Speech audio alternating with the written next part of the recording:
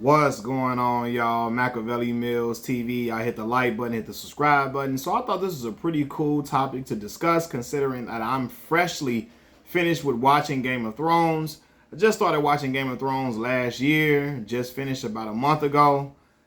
Probably the best series I've ever seen in my life.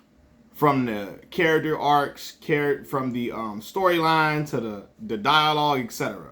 But Mr. Kevin on stage had the title of his video was something along the lines of who was the best fighter in Game of Thrones. Right? Now I didn't watch his video. So if me and him have similar picks or we have similar talking points, it's purely by coincidence because I didn't want to watch his video and be jaded at all. I'm going off of the Game of Thrones show, the histories and lore, etc., and all of that, and I'm strictly going off of that to pick who is the best fighter, or I'm naming some of the best fighters in this series. So it's a lot of great fighters in here, man. A lot of great fighters. Now, I'm sure a lot of people gonna start off with Jon Snow. I can't start off with Jon because of the history and lore surrounding Sir Arthur Dayne. Like, Sir Arthur Dayne was a bad dude. Everybody called him like the greatest swordsman to ever live. When I'm watching him protecting Lyanna Stark, right? And, during the whole war and Robert's Rebellion and all of that. And I'm watching Ned Stark and the Stark men and the men having to get busy against him. And Sir Arthur Dayne is a killing machine, okay? He's standing his ground. He fighting 4 different people. He getting busy and unalive. I got to say unaliving because if I say the K word so much, I'll get demonetized. You know what I mean? He unaliving everybody. And I'm like, Ned needed help from Howland Reed to even get him out the way. I'm like, bro, this dude is a bad dude, man. The way he clean, he cold. He can take on 5, 6 men like it ain't nothing. That's a bad dude, regardless of we never saw him a whole lot or not. From the histories and lore around him, tough as nails. Okay?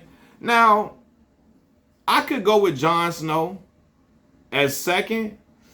But I'm going to say this, man. I love Jon. Love him. Hated his ending. But Jon, even though he was a bad dude, he was a dog, Jon's wins was never pretty for real. It was sometimes looking clumsy sometimes, so I can't put him number 2. I might shock y'all with who I got number 2 for real. I'm going to have to go... I'm kind of torn. You know what, man? You know what?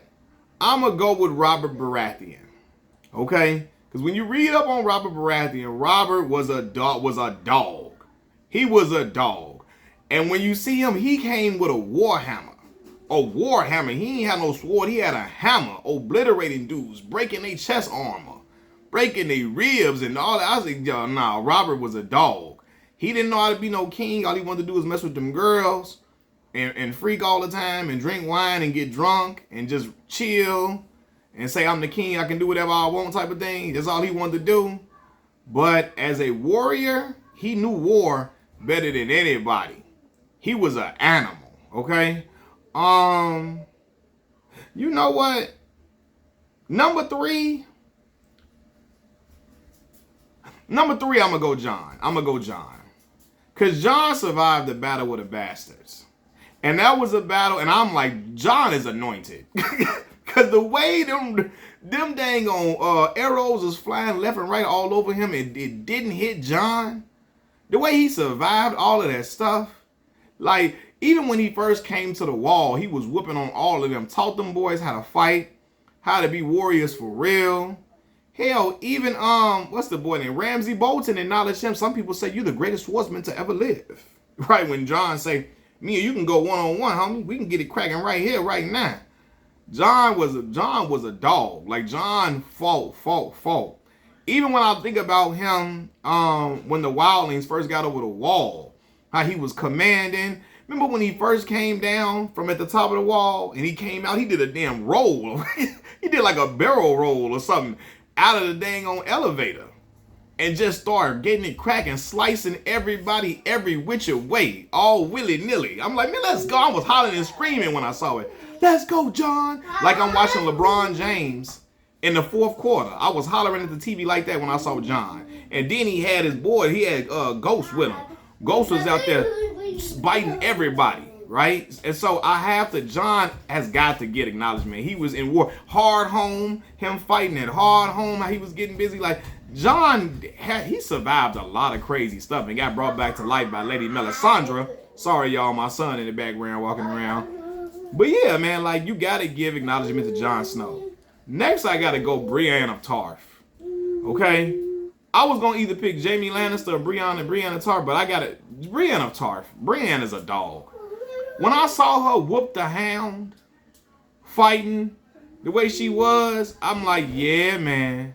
Hey, she's something different. And then she beat Jaime, but Jaime had been famished. He hadn't eaten and all of that when Jaime got them noticed, which led to Jaime getting his hand chopped off.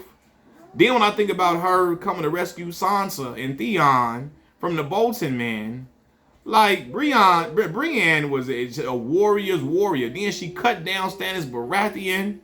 I'm like, yo, you gotta give Brienne, I keep calling her Brienne of Tarth. You gotta give Brienne all the salutables, right?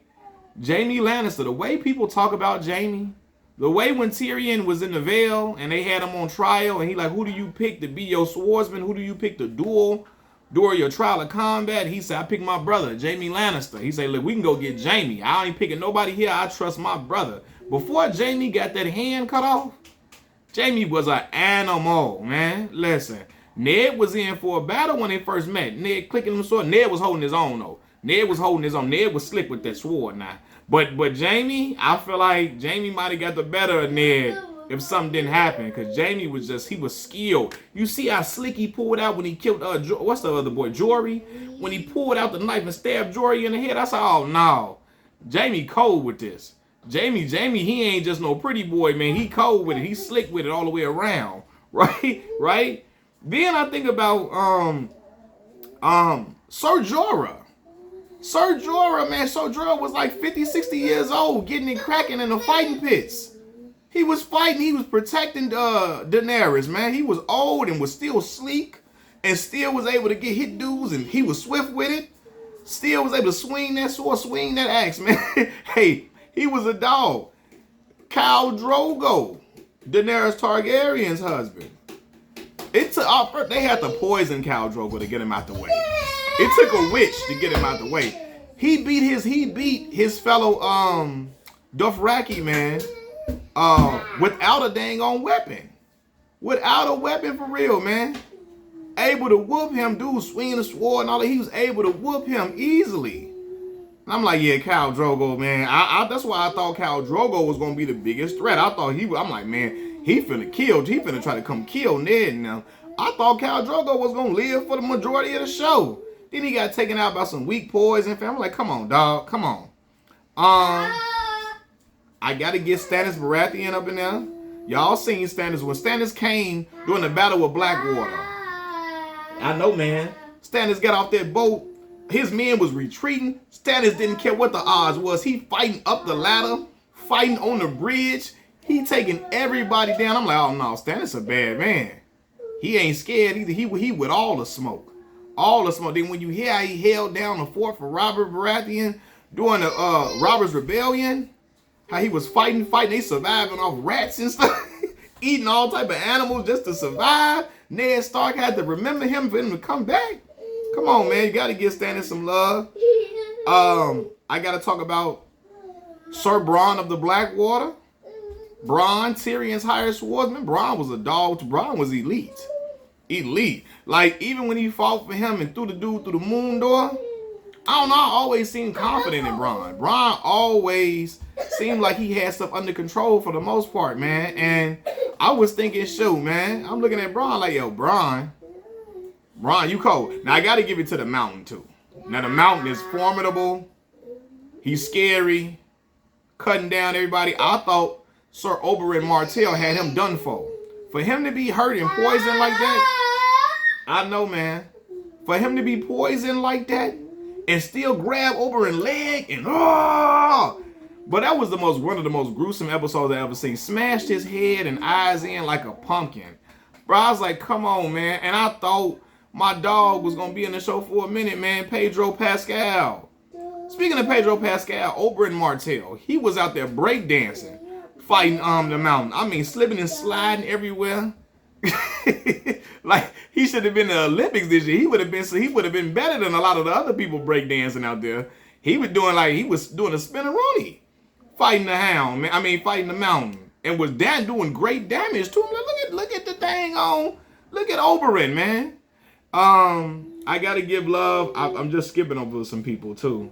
Grey Worm was a beast. He over there. Oh, how did I skip over Sir Barristan Selmy?